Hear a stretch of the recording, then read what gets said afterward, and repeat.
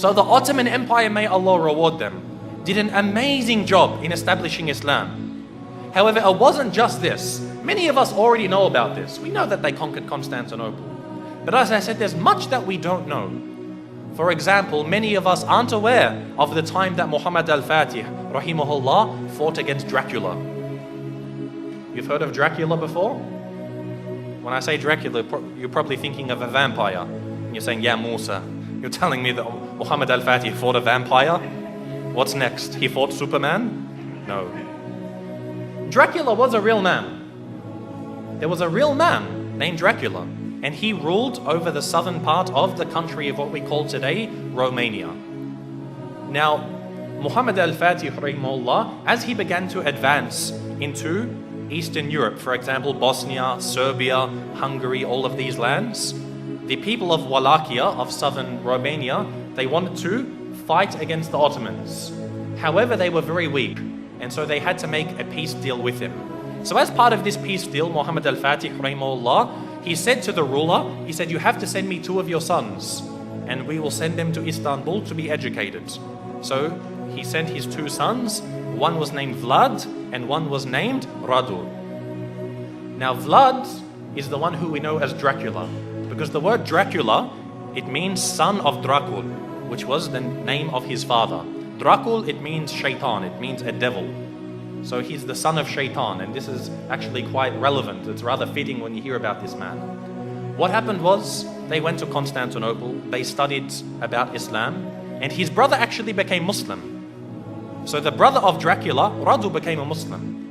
He memorized the Quran, he studied so much, and even Dracula studied the Quran even though he wasn't a Muslim. He spoke Arabic, he spoke Persian, he spoke Turkish, and of course Romanian and other languages. And later on, he was sent back to his country, Radu remained, and he became the ruler of his country. Because the Ottomans realized they can't send a Muslim to rule over the country because they're Christians. They wanted to send Vlad, Dracula, so that they could get him there and then defeat him in a war, and they would rule the country. However, Dracula, he decided that he wasn't going to do what the Sultan wanted.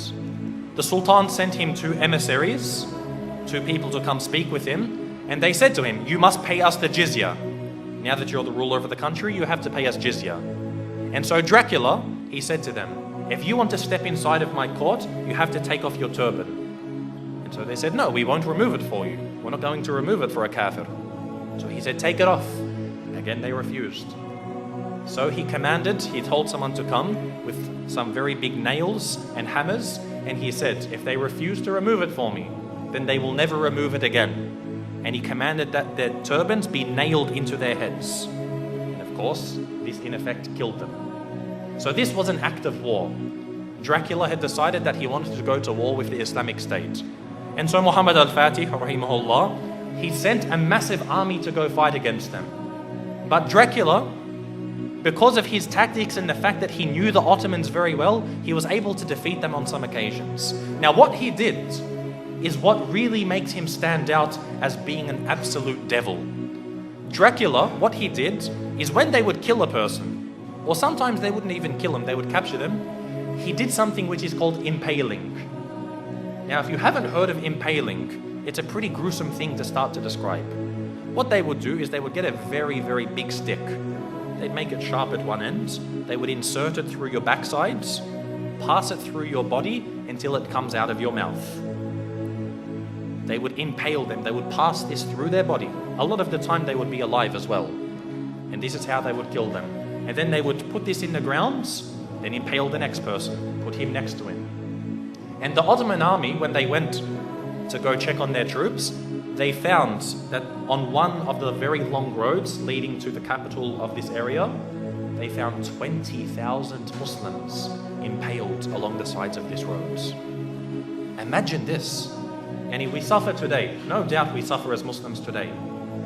But things like this, you can't really compare. 20,000 of them impaled. You can imagine how Muhammad al-Fatih, rahimahullah, he feels. To see even one Muslim killed is too much. But to mutilate their bodies after this was something which was, beyond what was acceptable. And so he decided to send Radu, who was the brother of Dracula. He sent him to go fight against his own brother. And eventually Radu, rahimahullah, he was able to actually eventually catch up with his brother. This is after he commits so many more atrocities. Even the Christians, they started to back off from him. Because what happened was he, being Romanian, he was Orthodox, he wasn't Catholic. But he actually said to the Pope, he said, if you give me some more troops, I'll become a Catholic for you. Anything you want, I'll change my religion for you. He couldn't care. He wasn't a man of true belief.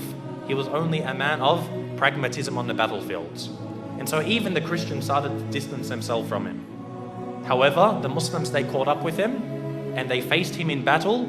And it's unclear if the Muslims killed him or if his own people turned upon him and killed him. But either way, Dracula was killed. And the Ottomans, the Muslim army, defeated Dracula.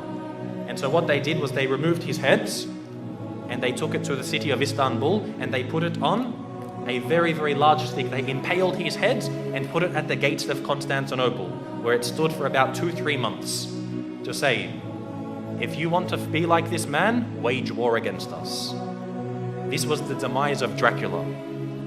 And again, as Muslims, most of us won't even know about this.